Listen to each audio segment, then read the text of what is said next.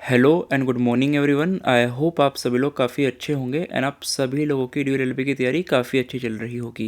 Guys, आज के इस वीडियो के अंदर हम लोग सोल्व करने वाले हैं top 50 MCQs of the Indian polity from the DU LLB previous years. ठीक है, सो जितने भी क्वेश्चंस होंगे 2003 से लेकर के 2021 तक के, उसके टॉप 50 MCQs आज हम इस वीडियो के अंदर डिस्कस करेंगे। ठीक है, तो एग्जाम पॉइंट ऑफ व्यू से ये वीडियो काफ़ी ज़्यादा इंपॉर्टेंट है एंड माइंड यू, अगर आप इन क्वेश्चंस को कर पा रहे हो तो मान करके चलो कि आप पेपर के अंदर भी काफ़ी क्वेश्चंस को सोल्व कर लोगे।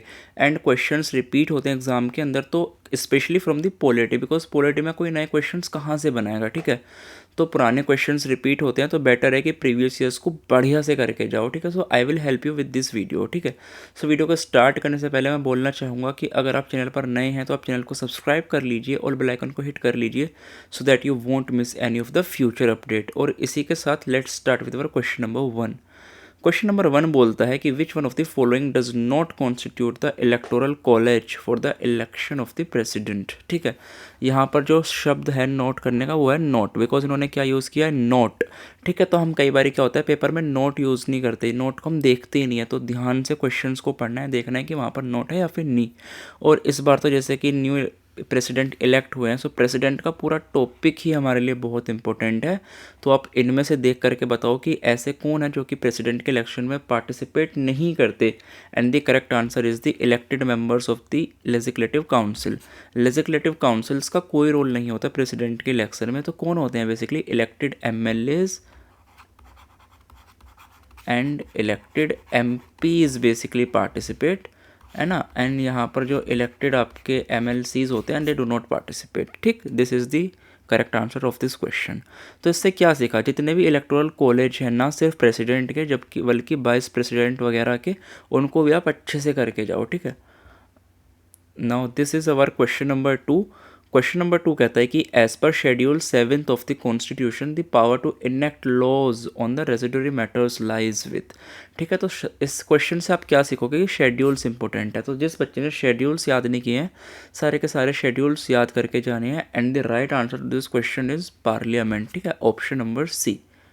Now coming on to question number 3। Question number 3 कहता है बेसिकली जो डॉक्ट्राइन है डबल जियोपार्डी की, जो कि हमको आर्टिकल 20 क्लोज 2 के अंदर दिया गया है, उसका मतलब क्या होता है। ठीक है, ये बेसिकली एक मूवी थी इसी पे बेस्ड, जो कि है अंधा कानून। उसके अंदर भी सेम डबल जियोपार्डी के बारे में बात करी गई है। और इसका मतलब क्या होता है बेसिकली, इसका मतलब होता है no one can be prosecuted and punished for the same offence for more than once. ठीक है, एक ही गुनाह के लिए आपको एक से ज़्यादा बार सजा नहीं दी जा सकती। So option number B is the right answer. अब अगर आप देखेंगे क्वेश्चन नंबर 4 को, सो ऑप्शन नंबर 4 जैसे मैंने बता दिया, पहले क्वेश्चन में हमने क्या डिस्कस किया था, प्रेसिडेंट। यहाँ पर क्या डिस्कस करेंगे, वाइस प्रेसिडेंट। तो वाइस प्रेसिडेंट आप मेरे को बताओ कि क्या है इसका आंसर। ठीक है, आराम से क्वेश्चंस को पढ़ो एंड वीडियो को पॉज करो, क्वेश्चन को देखो, ऑप्शंस को देखो अच्छे से, एंड देन उसके बाद आंसर करो। ठीक है, बेटर ये होगा कि पेन एंड पेपर ले लो और देखो आप कितने क्वेश्चन ठीक कर पाते हो। सो इसका राइट आंसर क्या होगा, आप मेरे को बताओ, members of both house of the parliament. Option number A is the right answer. ठीक, now this is your question number 5। Sarkaria commissions बहुत ही ज़्यादा इंपॉर्टेंट कमीशन है। आपको पता है जब भी हम लोग सेंटर स्टेट की बात करते हैं तो 2 कमीशन इंपॉर्टेंट बन जाते हैं, सरकारिया एंड पुंची कमीशन। ठीक है, so it basically talks about the centre and state relationship. Now question number 6 that is the anti defection law. अब देखो बार बार शेड्यूल के क्वेश्चन आ रहे हैं, तो क्या इंपॉर्टेंट है, शेड्यूल्स इंपॉर्टेंट है। Every year they ask a single question from the schedule. ठीक है, हर साल एक क्वेश्चन एटलीस्ट वो लोग शेड्यूल से पूछते हैं, तो आपको पता होना चाहिए जब हम लोग एंटी डिफेक्शन की बात करते हैं तो वो कहाँ पे दिया गया है, 10th शेड्यूल के अंदर। ठीक, इसी के साथ now move on to question number 7th। और क्वेश्चन नंबर 7th में हमसे क्या पूछा गया है, बेसिकली फंडामेंटल ड्यूटीज़। और मान करके चलो fundamental duties, DPSP, fundamental rights, इन सभी को आपको बहुत ही ज़्यादा बेटर करके जाना है, बिल्कुल चार्ट करके जाना है, बिकॉज यहाँ से क्वेश्चंस भर भर के आते हैं। तो इसका बेसिकली आंसर्स क्या होगा, इसका आंसर्स होगा सिटीजन्स ऑफ इंडिया। ठीक है, भारत के नागरिक। Now coming on to question number 8। Question number 8 कहता है कि the president of India give his resignation to. अब अगर राष्ट्रपति जी को अपना रेजिग्नेशन देना है तो वो किसको देंगे, किसको देते हैं, वो वाइस प्रेसिडेंट को। ठीक है, वाइस प्रेसिडेंट किसको देते हैं, राष्ट्रपति जी को। स्पीकर ऑफ लोकसभा किसको देते हैं, डेप्यूटी स्पीकर को। डेप्यूटी स्पीकर किसको देते हैं, स्पीकर को। इसी तरीके से होता है। ठीक है, now question number 9। How many times the president of India can seek re election to his post, ठीक है, यहाँ पर आर लगा लो, री इलेक्शन, ठीक, री इलेक्शन टू हिज पोस्ट। तो कोई नंबर फिक्स है क्या हमारे भारतीय संविधान के द्वारा? The answer is no. It means any number of times, जितनी बार मन चाहे, बट एक नॉर्म ऐसा बन चुका है कि एक ही बार बेसिकली प्रेसिडेंट अपॉइंट होते हैं, but it's just kind of a practice, it is not in any kind of a law. But अगर यहाँ पर अमेरिकन प्रेसिडेंट की बात करें तो यूएस प्रेसिडेंट कितने बार हो सकता है? सिर्फ 2 बार, ठीक है। Now coming on to question number 10। So this is your question number 10। आपको बताना है the charge of impeachment against the president can be preferred by. अब आपको बेसिकली बताना है कि कहाँ पे स्टार्ट कर सकते हो आप। अगर राष्ट्रपति जी को हटाना हो तो उनका इम्पीचमेंट प्रोसीडिंग्स कहाँ पे स्टार्ट हो सकती हैं? राज्यसभा, लोकसभा या फिर बोथ? तो the answer is both the house of the parliament, ठीक है, इसको ठीक कर लो, it is both the house of the parliament.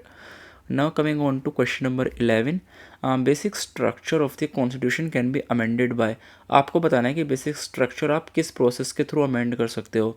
2/3 majority, simple majority, special majority? The answer is none of the above, कर ही नहीं सकते। किसमें बताया गया है? केशवानंदा भारतीय केस के अंदर, ठीक है। Now coming on to question number 12। Question number 12 कहता है बेसिकली जो अटॉर्नी जनरल है स्टेट के अंदर, who is equivalent of attorney general in state, जो एक सेंट्रल पोस्ट होती है अटॉर्नी जनरल की, ठीक है। ये बेसिकली कौन होते हैं? He is basically the law officer, first law officer of the government of India. Bharat सरकार के वकील होते हैं सबसे बड़े। तो इनको बेसिकली स्टेट पे अगर हम देखें तो स्टेट लेवल पे कौन होता है? स्टेट लेवल पे हम लोग बोलते हैं एडवोकेट जनरल, जो बेसिकली स्टेट गवर्नमेंट को रिप्रेजेंट करते हैं, ठीक है। सो आपको क्या करना है? आपको सिंपली प्रीवियस ईयर ऐसे नहीं करना है कि बस इस क्वेश्चन को करो और आगे भाग गए। No, you have to be know कि ये जो अटॉर्नी जनरल है इनके बारे में पूरा स्टेटिक पढ़ना है। इस बार तो हमारे न्यू अटॉर्नी जनरल अपॉइंट हुए हैं, तो आपको पता होना चाहिए कि किनको न्यूली, है ना, किसको न्यूली अपॉइंट किया गया है, आपको वो पता होना चाहिए। आपको इम्पोर्टेंट आर्टिकल पता होना चाहिए। आपको प्रिविलेजेस पता होने चाहिए जो कि इनको मिलते हैं। He can take participate in both the proceedings of the both the houses, ठीक है। So you should know all of it, ठीक है। तभी मज़ा है प्रीवियस ईयर करने का। ये नहीं है कि बस एक क्वेश्चन देखा और बस उसको करके आगे भाग गए। नो, उसके आसपास के जितने क्वेश्चन है सब करके जाने हैं, ठीक है। अटॉर्नी जनरल इस बार के लिए इंपॉर्टेंट है, प्रेसिडेंट ऑफ इंडिया इस बार के लिए बहुत इंपॉर्टेंट है। Now coming on to question number 13। इसमें आपको बताना है in which landmark judgement did the supreme court of India decriminalise the homosexuality. Homosexuality को किसके अंदर सुप्रीम कोर्ट ने डिक्रिमिनलाइज किया? सो इसका राइट आंसर क्या होगा? The right answer of this is the Navtej Singh Johar versus union of India, ठीक है। This is the landmark judgment. The name of the union given in the constitution of India is. आपको basically article 1 पूछा है इन्होंने। इसको 2 तरीके से पूछ सकते हैं, आर्टिकल 1 में क्या लिखा गया है या फिर इस तरीके से, ठीक है। तो आप बताइए क्या है? India, that is Bharat, option number C, ठीक। Now coming on to 15। In which of the following case was the judgement popularly known as Jallikattu verdict pronounce. तो आपको जजमेंट का नाम बताना है। Very important, it is basically animal welfare board of India versus Nagaraj, ठीक है। 16, देखो थोड़ा टाइपिंग मिस्टेक यहाँ पर हो सकता है तो उसको अवॉइड करें, ठीक। अब क्वेश्चन नंबर 16 बहुत इंपॉर्टेंट है। In which year right of children to free and compulsory education act was enacted by the parliament of India. इसका जो राइट आंसर है वो है 2009। अब यहाँ पर काफ़ी बच्चे कंफ्यूज हो जाते हैं। वो जो आर्टिकल 21A इंक्लूड किया गया था, people basically confuse with that. This is basically different. ये जो है ना, ये थोड़ा डिफरेंट पूछ रहा है, तो आपको कंफ्यूज नहीं होना है आर्टिकल 21A के साथ, ठीक। सो ये कब आया था? ये वाला एक्ट ये आया था बेसिकली 2009 के अंदर। तो this is the right answer, ठीक है। So coming on to question number 17। So in which of the following judgment, जो हमारा कॉन्स्टिट्यूशन है उसने, सॉरी जो हमारा सुप्रीम कोर्ट है उसने रेयरेस्ट ऑफ द रेयर की डॉक्ट्राइन को लेट डाउन किया। सो बहुत ही इंपॉर्टेंट है रेयरेस्ट ऑफ द रेयर। जब हम लोग डेथ पेनल्टी, जब हम लोग फांसी की सज़ा की बात करते हैं तो कोर्ट बोलता है कि सिर्फ रेयरेस्ट ऑफ द रेयर के केस में ही आप लोग फांसी दे सकते हो। सो बेसिकली कौन सा लैंडमार्क जजमेंट है? It is Bachchan Singh versus state of Punjab, ठीक है, याद रखना है इसको। उसके बाद question number 18। 3 list in the 7th schedule of the constitution of India represent. वो क्या रिप्रेजेंट करती हैं? हमको नहीं पता कि 3 लिस्ट होते हैं, यूनियन लिस्ट होती है, एक स्टेट लिस्ट होती है और एक कॉन्करेंट लिस्ट होती है, ठीक है। सो हमें बताना है कि बेसिकली क्या रिप्रेजेंट करती हैं। 7 शेड्यूल के अंदर। एक तो पूछ सकते हैं कि आपसे तीनों लिस्ट कहाँ पर दी गई हैं, तो the answer is 7th schedule. ठीक है, अब हमें बताना है कि ये लोग बेसिकली रिप्रेजेंट क्या करते हैं। They basically represent the power principle to division of power, so option A. ठीक है, ये सब प्रीवियस ईयर के क्वेश्चंस हैं एंड ये उन्हें पूछे हैं ऐसे क्वेश्चंस, तो आपको कॉन्फिडेंस बूस्ट हो रहा होगा अगर मेरे को कर पा रहे हो। अगर आप नहीं कर पा रहे तो अभी भी टाइम है, कर लो। ठीक है, क्वेश्चन नंबर 19 बेसिकली आपसे पूछता है कि constitution bench of the supreme court India confirm that right to die with dignity is a fundamental right. So सिर्फ जीने का ही नहीं बल्कि डिग्निटी के साथ मरने का जो अधिकार है वो भी फंडामेंटल राइट होता है, which basically supreme court has allowed the passive इन थिसुआ। तो आपसे दो तरीके से पूछ सकता है। एक पूछ लेगा कि सुप्रीम कोर्ट ने किस केस में बोला कि right to die with dignity is a fundamental right, और सेकंड आपसे पूछ सकता है कि सुप्रीम कोर्ट ने किस केस लॉ के अंदर पैसिव एंथेसिस को अलाउ कर दिया। The correct answer to this question is common cause versus union of India, option number A. ठीक है, इसी के बाद आता है question number 20, representation of members in house of the people. House of the people का मतलब क्या होता है, लोकसभा। ठीक है, इट मीन्स लोकसभा।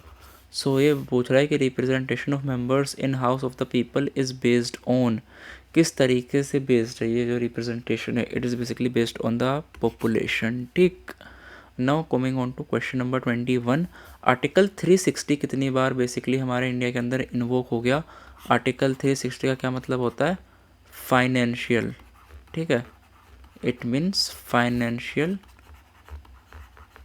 इमरजेंसी। ठीक है, कितनी बार लगी है, नन, एक बार भी नहीं लगी, तो नेवर इन्वोक। ठीक है, काफ़ी बच्चे सोचते हैं कि नहीं कोविड के टाइम में लगी थी, नहीं, कोरोना में भी हम लोगों ने कभी फाइनेंशियल इमरजेंसी नहीं लागू करी। ठीक है, now coming on to question number 22, and एक बात का ध्यान रखना गाइस, जब भी आप लोग फंडामेंटल राइट पढ़ते हो ना तो उनके सब क्लोजेस भी इंपॉर्टेंट हैं, सिर्फ आर्टिकल इंपॉर्टेंट नहीं है, क्लोज इंपॉर्टेंट बन जाती हैं, सब क्लोज इंपॉर्टेंट बन जाती हैं। ठीक है, तो बहुत स्पेसिफिक पढ़ रहे हैं आपको फंडामेंटल राइट।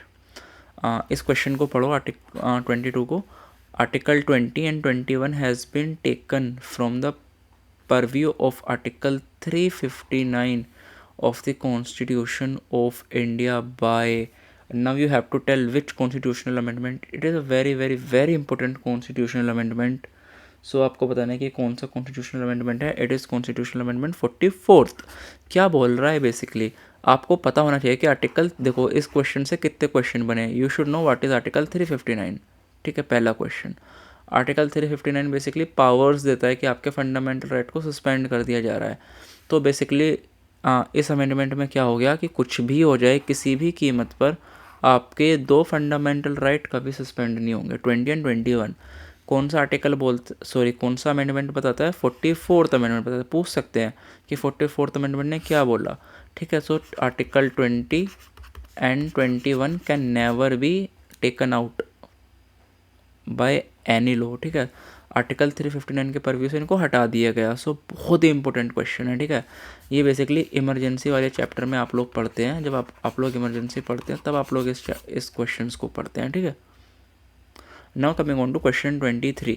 क्वेश्चन 23 आप देखो, the power of the president of India to issue an ordinance is a.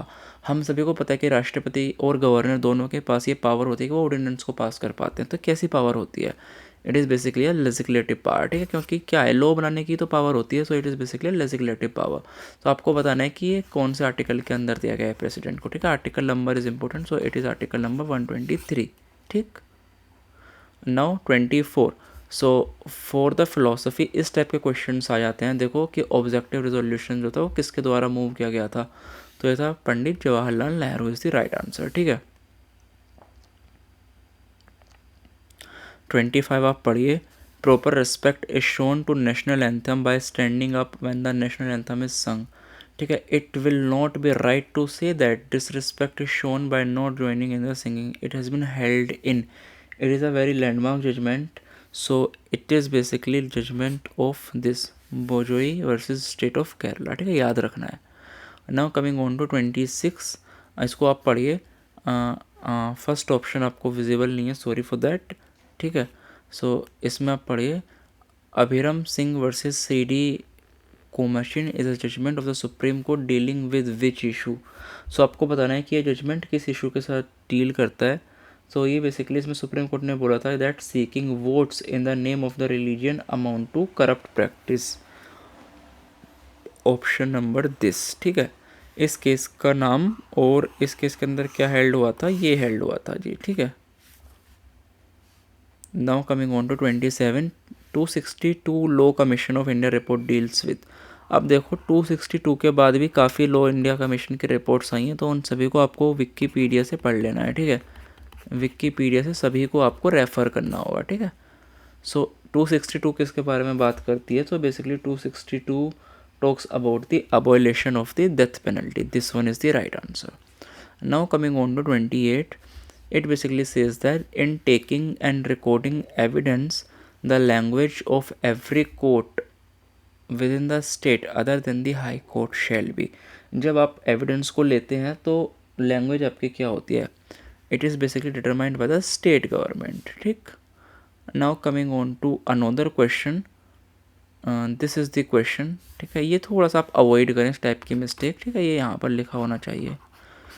So which of the following are included as fundamental duty under the constitution. अब ये बच्चा कब कर पाएगा, जब उसने प्रॉपरली कॉम्प्रिहेंसिवली फंडामेंटल ड्यूटीज़ पढ़ी हैं. जो बच्चा सिर्फ ऊपर से देख के गया है ना, he can not do such kind of questions. तो इसी के लिए मैं बता रहा हूँ अभी भी टाइम है. सारे प्रीवियस ईयर करके जाओ, क्वेश्चंस रिपीट होते हैं. You will see a lot of questions will be repeating from here only. ठीक है, सो इसका आपको आंसर बताना है. आप बताइए which of the following are included only 2 and only 3. ठीक है, so this is the right answer. ये सिंपली भाई याद ही करने पड़ेंगे. It is all about basically memorisation. ठीक है, सो मेमोराइज ही करना होता है यहाँ पर. आर्टिकल 51A खोलो और अच्छे से पढ़ो. ठीक है, इसमें आपको ये भी याद रखना है कि कुछ फंडामेंटल ड्यूटीज़ हैं. एक फंडामेंटल ड्यूटी जो कि बाद में ऐड करी गई है बाय एन अमेंडमेंट. आपको ये भी याद रखना है कि वो कौन सा कॉन्स्टिट्यूशनल अमेंडमेंट है, वो किस ईयर में आया, किस गवर्नमेंट है ना, उस टाइम पर प्राइम मिनिस्टर कौन था. ठीक है, उस टाइम पर पीएम कौन था जब वो एफडी ऐड करी गई. ठीक. Which of the following writ called bulwark of the personal freedom. So आप बताइए personal freedom. It is habeas corpus, writ of habeas corpus. ठीक है, नाउ कमिंग ऑन टू 31. अब देखो जो हमारे भारतीय संविधान है उसमें 3 आर्टिकल्स ऐसे हैं जिनको गोल्डन ट्रायंगल बोला जाता है. सुप्रीम कोर्ट ने उनको गोल्डन ट्रायंगल बोला है. सो एक तो किस केस लॉ में बोला है और बेसिकली किस किस को बोला है. So it is 14, 19 and 21. ठीक, this is the right answer. Now coming on to 32. देखो कितना स्पेसिफिक इन्होंने पूछ लिया. Clause 4 of article ART. देखो काफ़ी राइटिंग मिस्टेक्स हैं इसमें.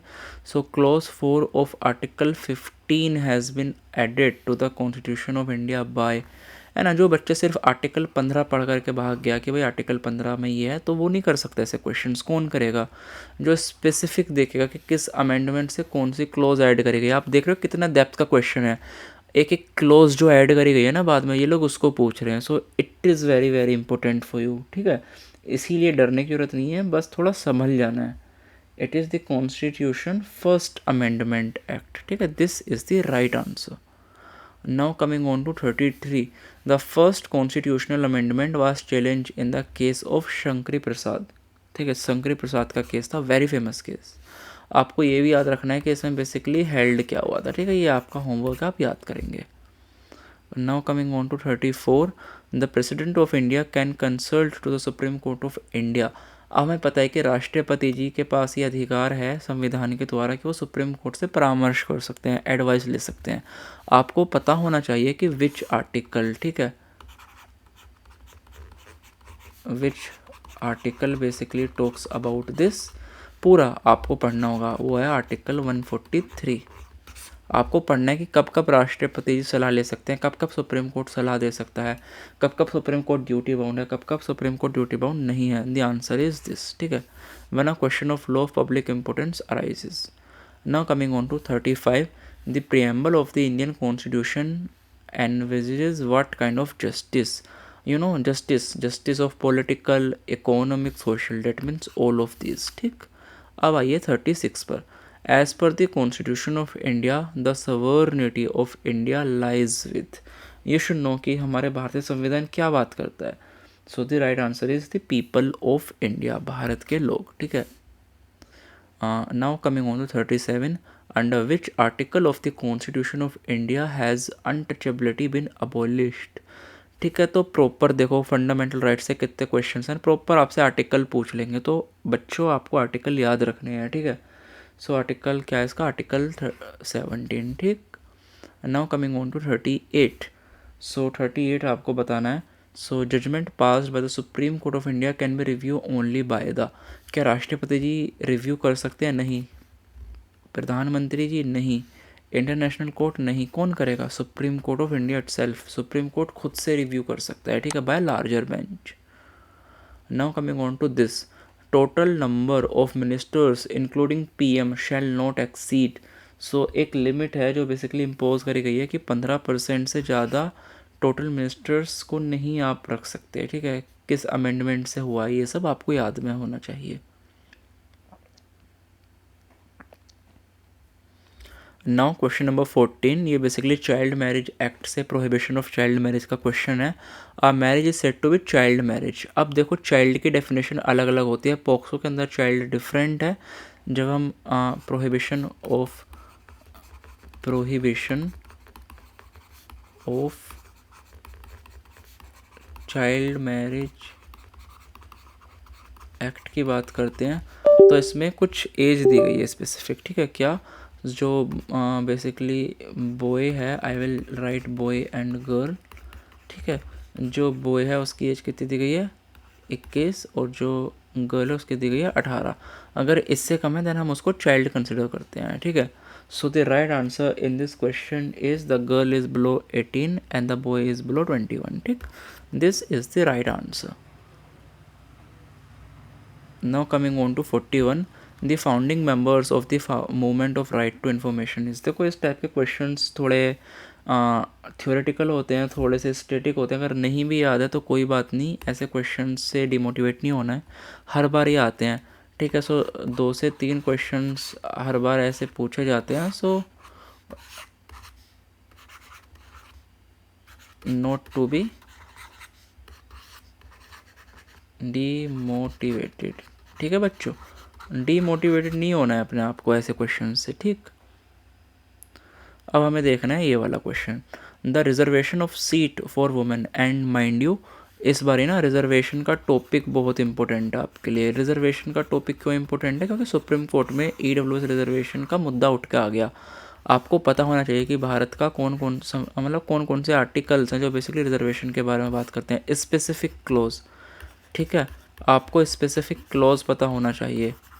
आपको पता होना चाहिए कि सुप्रीम कोर्ट ने 50% कैप लगा दिया, वो बेसिकली लगा दिया किस केस लॉ के अंदर लगा दिया, ठीक है। एंड जो ईडब्ल्यूएस बेसिकली है, ईडब्ल्यूएस कौन से अमेंडमेंट से आया है, ठीक है, विच कॉन्स्टिट्यूशनल अमेंडमेंट एक्ट, किस आर्टिकल, कौन सा आर्टिकल उसके अंदर ऐड हुआ है, क्या ऐड हुआ है, सब कुछ आपको पता होना चाहिए, ठीक है। ये एक्स्ट्रा इन्फॉर्मेशन है जो मैं बेसिकली आपको प्रोवाइड कराना चाहता हूँ, क्योंकि आई वांट कि all of my students and my YouTube family is also kind of my students. मैं आपको भी एज माई स्टूडेंट ही ट्रीट करता हूँ, ठीक है। सो आई वॉन्ट रिलीजियसली कि आप सभी बच्चों आप अच्छे से क्रैक करो एग्ज़ाम को और आप फैकल्टी ऑफ लॉ में आओ, ठीक है। So this is the right answer, ठीक। So now coming on to 43, electoral disputes, जो राष्ट्रपति जी और वाइस प्रेसिडेंट के इलेक्शंस होते हैं उनके अगर इलेक्शन डिस्प्यूट आता है तो वो कहाँ पर जाता है? Supreme court of India. अगर यहाँ पर प्राइम मिनिस्टर हो जाता फिर क्या होता? हाई कोर्ट, ठीक है। सो नाउ 44, अगेन अवॉइड करो ऐसी मिस्टेक, ठीक है। 44 यहाँ पे लिखना था, वो हो जाता है जल्दी जल्दी में। Choose the fundamental right available to Indian citizen but not to alien, ठीक है। एफआर देखो इस तरीके से क्वेश्चंस आते हैं, आपको पता है कि एफआर 2 तरीके के होते हैं, ऐसे जो सिटीजन्स को अवेलेबल है, ऐसे ये सिर्फ ओनली सिटीजन्स, और ये both citizen as well as alien, ठीक है। सो हमें बताना है कि ऐसे एफआर जो कि अवेलेबल हैं सिटीजन को but not to the alien, आपको इसका आंसर मेरे को बताना है। The right answer to this question is 1 and 3, this and this. ठीक है, ये फंडामेंटल राइट सिर्फ सिटीजन्स को ही प्रोवाइड करे जाते हैं। ठीक है, right to education, you know कि आर्टिकल 21A हमारे संविधान में ओरिजिनली नहीं था, ये तो बाद में पार्लियामेंट ने ऐड किया है। तो आपको बताना है कौन से कॉन्स्टिट्यूशनल एक्ट के थ्रू इसको अमेंड करके ऐड किया गया है। It is by the 86th constitutional amendment. कई बार आपसे ईयर पूछ लेते हैं, कई बार आपसे पूछ लेते हैं कि जब ये आया था तो उस टाइम पर प्राइम मिनिस्टर कौन थे। ठीक है, ऐसे ऐसे छोटे छोटे क्वेश्चंस पूछ लेते हैं। तो अब आपको 46 बताना है कि फर्स्ट लोकपाल बिल जो था बेसिकली वो कब आया था पार्लियामेंट में। So it was in the year 1968। ठीक है, अब आपको 47 बताना है that A national emergency in India remains in operation with the approval of the parliament for, जब तक पार्लियामेंट अप्रूव करती रहेगी ये सदा के लिए चलती रहेगी। It is for the indefinite period. ठीक है, रुकने नहीं वाली है। इमरजेंसी का टॉपिक आपके लिए काफ़ी इंपॉर्टेंट होता है, तो इमरजेंसी आप अच्छे से पढ़ो। इसमें आपको इसको ऐसे पढ़ो डिफरेंस के साथ कि पहले क्या सिचुएशन थी और बाद में क्या हो गई। 42nd कॉन्स्टिट्यूशनल अमेंडमेंट एक्ट से क्या फ़र्क पड़ता है और 44th ने उन सभी को किस तरीके से चेंज करके रख दिया, बहुत इंपॉर्टेंट है। ठीक है, इसको अच्छे से करके जाना है। Now 48, which among the following Indian constitutional amendment include 4 more languages to the in the 8th schedule. ठीक है, आपको बताना है कि ऐसा कौन सा अमेंडमेंट है जिससे 4 नई लैंग्वेज 8th शेड्यूल के अंदर ऐड करी गई हैं। ठीक है, the right answer is 92 constitutional amendment. इससे देखो क्या पूछ सकते हैं, एक आपसे पूछ लेंगे कि भारत कौन से संविधान के अमेंडमेंट के थ्रू किस ईयर में खरीदते हैं, आपसे ईयर पूछ लेंगे। सो ईयर क्या है इसका, 2003। एक आपसे पूछते हैं कौन कौन सी लैंग्वेज ऐड करी गई, so which language. So you should know, है ना, कि विच लैंग्वेज, कौन सी लैंग्वेज ऐड करी गई है। आपसे कई बार पूछा जाता है number, how many language, you should no it is 4। बच्चों इसी टाइप से क्वेश्चंस आते हैं। ठीक है, एंड ऐसे ही आपको करके आना है। अब आपको करना है 49, constitution amending bill passed by the parliament of India also requires to be ratified by the legislature of not less than half of. आपको आराम से क्वेश्चन पढ़ो और मेरे को बताओ, representation of states in the parliament. ठीक है, this is the right answer.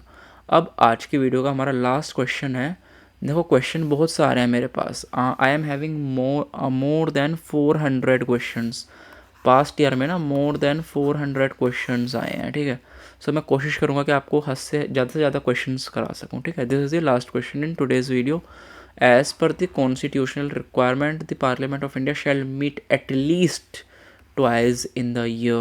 And that's all in my video. अगर आपको वीडियो अच्छा लगा है देन आप चैनल को सब्सक्राइब करें। ठीक है, वीडियो को लाइक करें एंड बेल आइकॉन को हिट करें। ठीक है, hit the bell icon so that you won't miss any of the future update, and I strongly need the support and the love of my audience। तो ऐसे ही आप प्यार बना करके रखें, चैनल को सब्सक्राइब करके रखें, ऐसा ही अच्छा कंटेंट आपको देखने के लिए मिलता रहेगा। इसी के साथ all the very best for your due LLB entrance. I wish all of you could be in the faculty of law as soon as possible. See you guys, bye bye, thank you, take care, shining of.